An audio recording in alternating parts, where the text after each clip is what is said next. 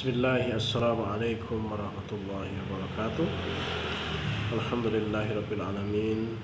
Syukur kepada Allah, hari ini saya berkesempatan untuk menyampaikan materi dalam mata kuliah literasi digital kitab kuning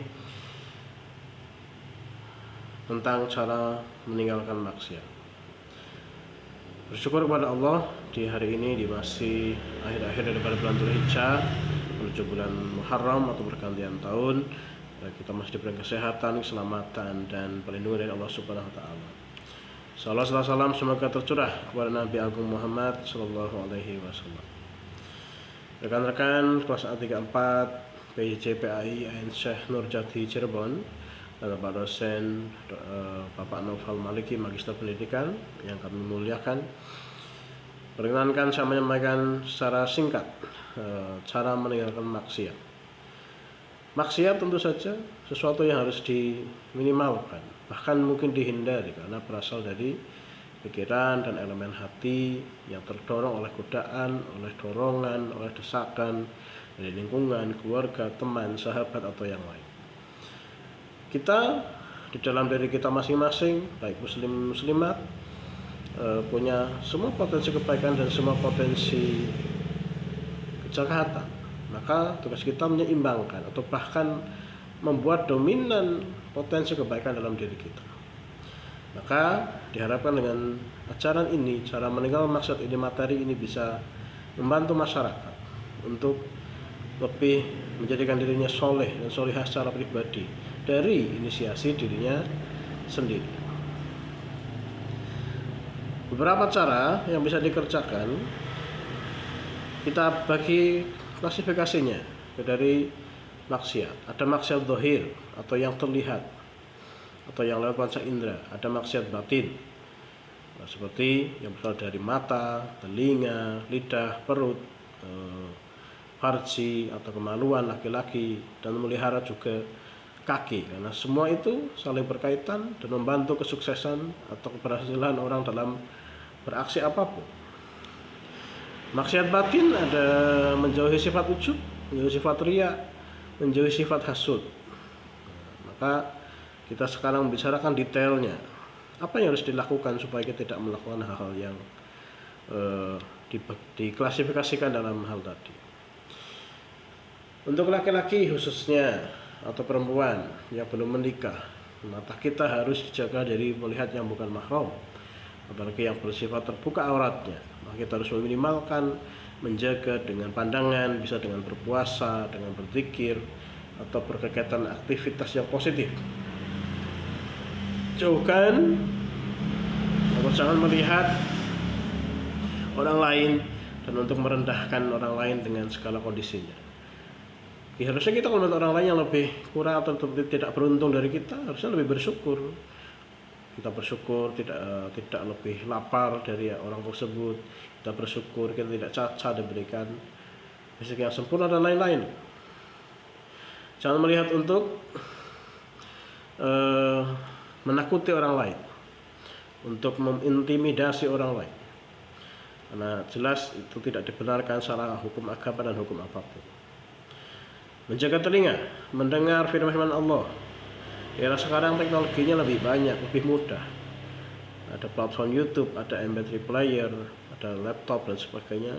Harusnya kita lebih rutin dan istiqomah di dalam mendengarkan ayat-ayat Allah.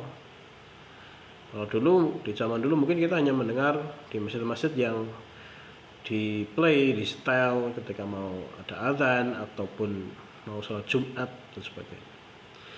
Mendengar sabda Rasulullah lewat para ustadz kita, ulama kita, kiai besar kita, sesepuh kita tentang hal kebaikan yang populer sudah sering dibahas di masyarakat.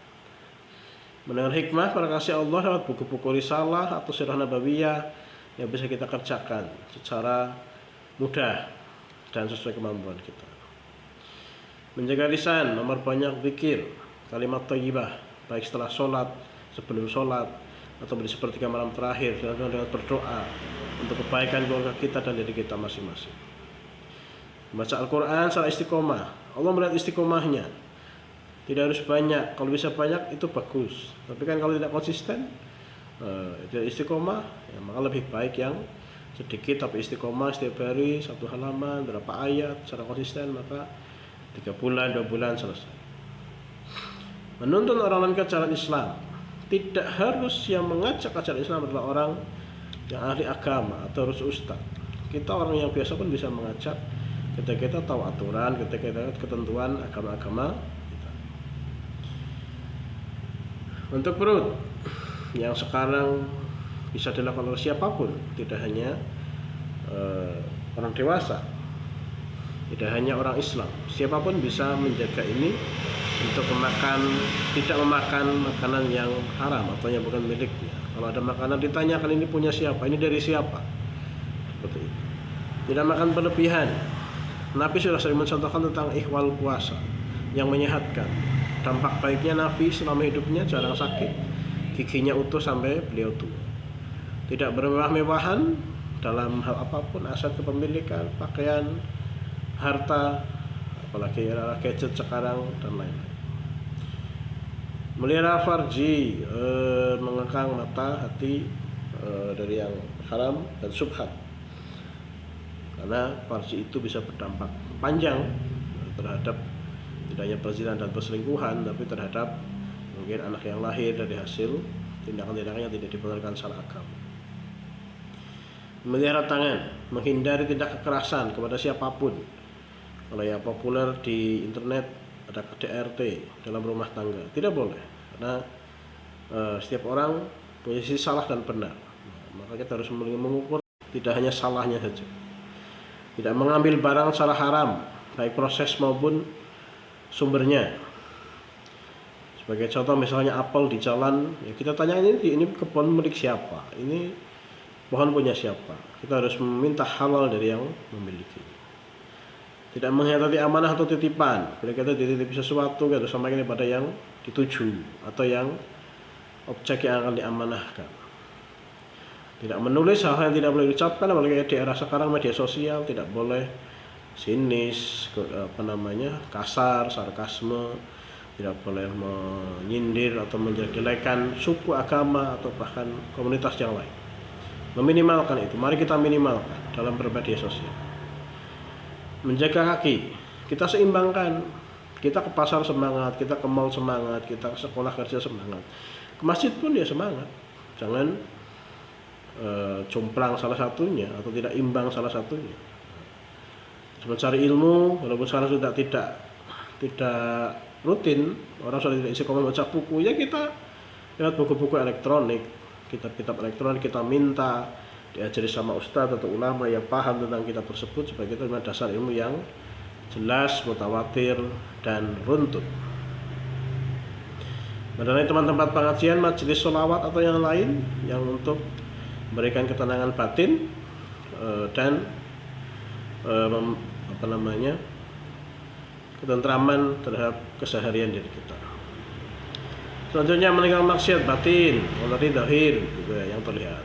Ujub, memuji dirinya yang paling mulia, misalnya anaknya pejabat, anaknya tentara, anaknya polisi, anaknya jenderal. Tidak perlu. Kita semuanya sama di hadapan Allah, yang membedakan hanya ketakwaannya saja. Kemudian riya, biasanya yang dipamerkan di era saat ini di media sosial adalah asetnya, misalnya punya iPhone terbaru, punya apa yang harganya mahal yang tidak semua orang punya. Atau dalam hal ibadah kita memamerkan ketika berderma kepada orang lain dengan kata-kata yang dilebih-lebihkan. Menjauhi sifat hasud, dengki, iri hati, membenci apabila ada orang lain memiliki kenikmatan atau kenikmatan. Oh itu mungkin mencuri, itu mungkin apa gitu. Ya kan malah nanti ujung-ujungnya malah jadi fitnah. Fitnah itu asaddu minal qaul, tidak boleh. Nanti akan membuat orang lain tertuduh tanpa bukti yang valid. Itu teman-teman sekilas materi tentang salam dan nasihat. Mari kita praktekkan, jaga indera yang Allah amanahkan, jasad kita seimbang supaya jasad kita wangi seperti para ulama di akhirat nanti, di alam barzah nanti, dan kita orang dijaga bersama keluarga kita dan dijauhkan dari neraka. Begitu saja, terima kasih, semoga bermanfaat. Hadanallahu wa iyyakum ajma'in. Assalamualaikum warahmatullahi wabarakatuh.